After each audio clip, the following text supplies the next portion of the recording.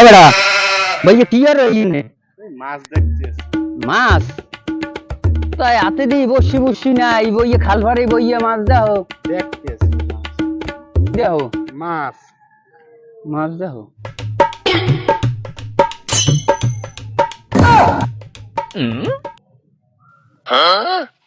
এ আলার বলা তোর ঘরে এত সুন্দর পরিমাণ বউ হ্যাঁ তুই পরের বেলাকে বোর দিচ্ছি তা দাও দাদু এই বোর দিকে তাকিয়ে এত মজা কি করে মজা লাগে না?